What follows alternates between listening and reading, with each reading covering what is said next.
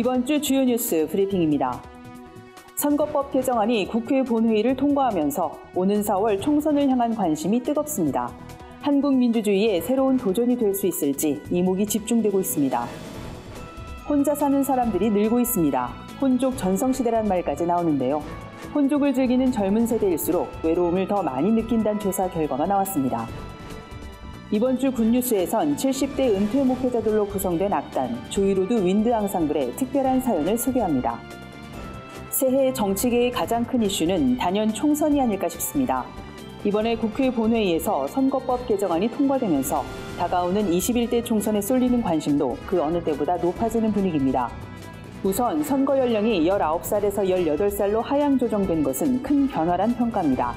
청소년의 참정권이 확대되면서 선거에 미칠 파장도 상당할 것으로 예상되는데요. 무엇보다 가장 눈길을 끄는 대목은 준연동형 비례대표제 도입입니다. 오랜 세월 거대 양당의 독과점 체제를 벗어나지 못했던 한국 민주주의가 새로운 도전을 맞게 됐다는 목소리도 나옵니다.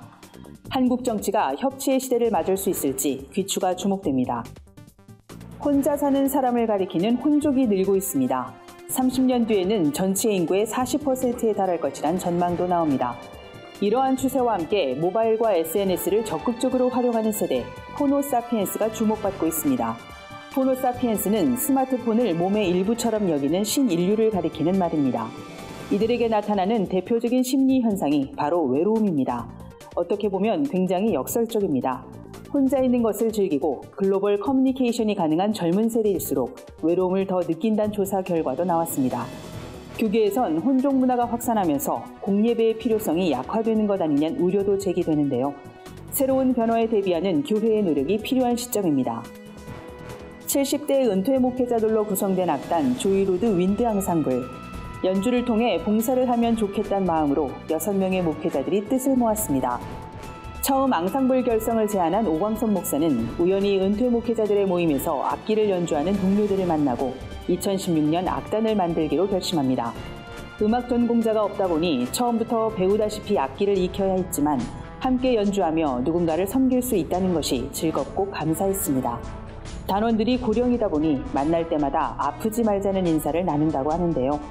봉사할 시간이 얼마 남지 않았다는 생각에 연습에 더 매진한다는 이들의 웃음이 잔잔한 감동으로 다가옵니다. 3.1운동 100주년이었던 2019년 평화를 향한 갈망이 그 어느 때보다 강렬했습니다.